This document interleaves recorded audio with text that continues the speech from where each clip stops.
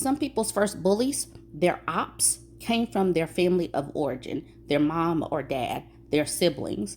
And some people do have mommy wounds because of this. And Coach Nia, she opened up a space. She started a thread that allows women to talk about that.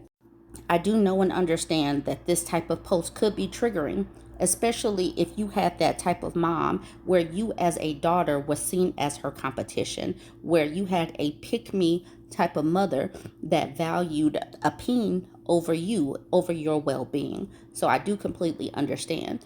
If this is too much, go ahead and swipe away. But if not, just leave your commentary and let's share our stories if you have a story to share. Coach Nia says, where are all the women who have mommy wounds at? A lot of us grew up with mothers being our first bullies.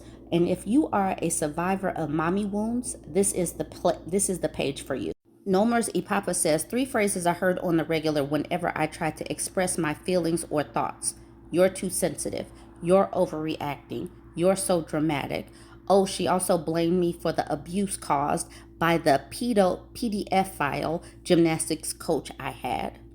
Your mom is supposed to be your safe space.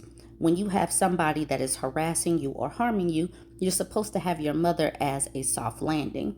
I do believe that this is the reason why moms get more vitriol than dads, because moms, especially when you're a girl, moms are supposed to be your landing spot when someone is harming you. So if they ignore abuse, I think that is the reason why moms get it harder. Coach Nia says, oh my God, I'm so sorry. My mother was the same way. I told her about the actual violence I endured by her daughter, and she didn't address it for 3 months. And when she did, she still forced me to have a relationship with her. That is heartbreaking. Nomer says, oof, that's awful. I'm sorry you experienced that too. Do you still talk to your mother? She says, nope, I've been no contact for 12 years.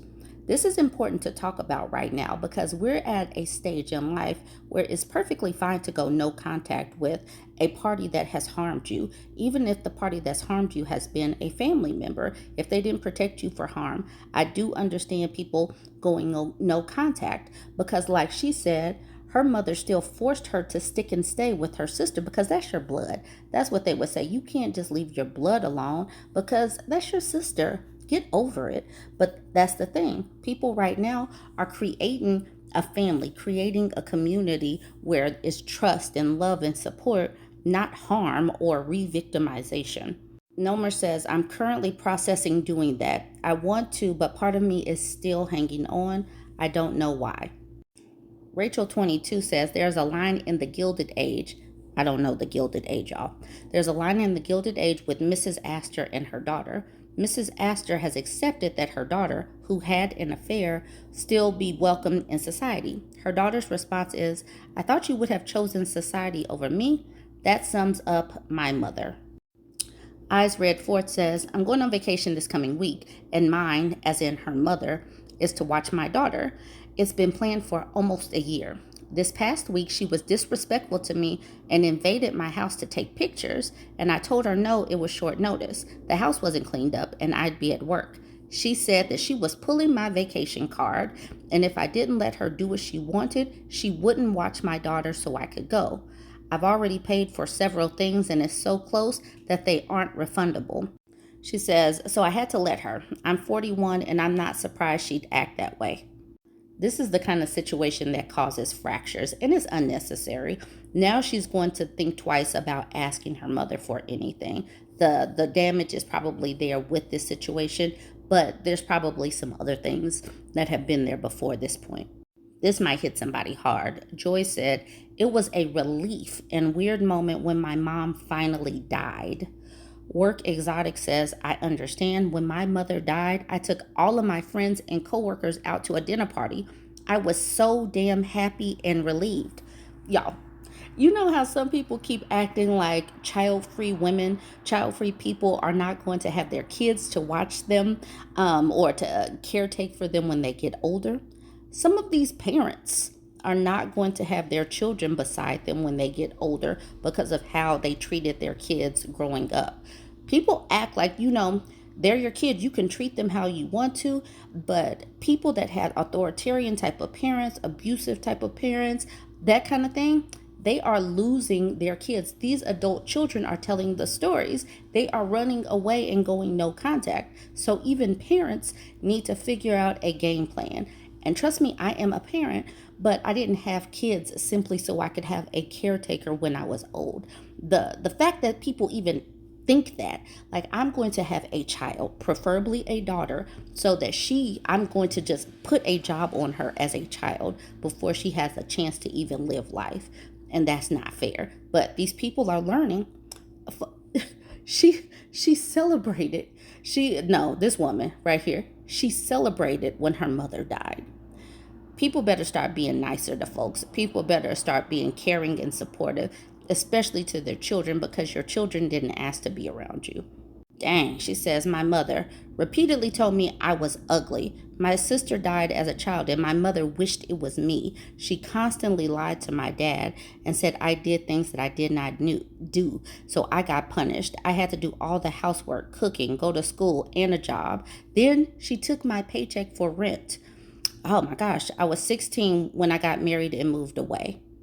This is the type of relationship that causes women to run away as children, and how they end up in terrible relationships that could be just as abusive as their household relationships with their parents. That's the reason why when we talk about these things, we ask a few more questions. We don't just assume that some woman is just dumb, because sometimes they are running away from a household that was abusive, and they landed into another abusive situation.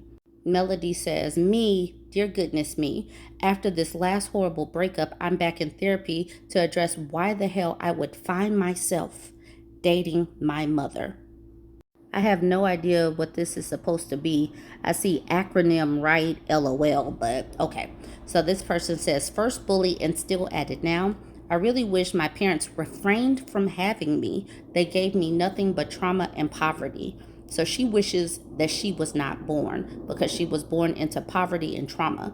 This is one of the reasons why, when we say things like it takes more than love to just have babies, and, it's expensive to have babies, because it is traumatic to grow up as a child. Like, you don't have any money for anything, you're hungry, you don't have the proper clothes because your parents are out here having babies. And I do understand that some women did not have choices. But in this day and age, we do have choices, and we can opt out of even messing with these dudes. But if you are not settled, if you are not surviving, a little bit, why would you bring a child on top of it? Because it can be traumatic, and poverty is harmful. New Year Cheryl says, just went no contact with my 86-year-old mom 4 weeks ago after she verbally assaulted my young adult daughter. She checks all of the boxes for a narcissistic personality disorder, is widowed, and my only sibling took his life 8 years ago. I put up with her BS for decades, but when she went after my adult daughter with severe medical issues, I busted my butt for her. I'm done. Short Stack the Paper Dancer says, raise his hands. I'm her caretaker now, and we have healed through a lot, but sometimes when those old wounds open up, and heavy sigh. I do know and understand that these mommy wounds go deep.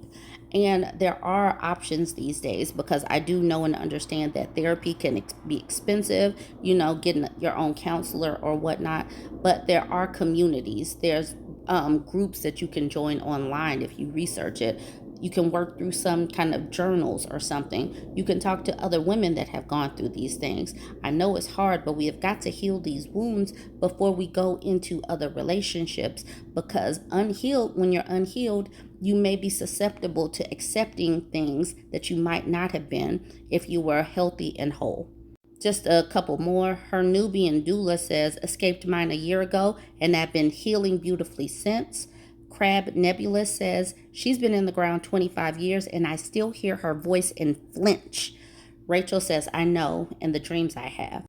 Dating coach Paige says, still happening. I just told her, if you can't even act like you like me and my kids for an hour when I see you, go away. Go away. And remember to protect your peace. And honestly, protect your peace from anyone who is jacking up your peace. Join the conversation, y'all.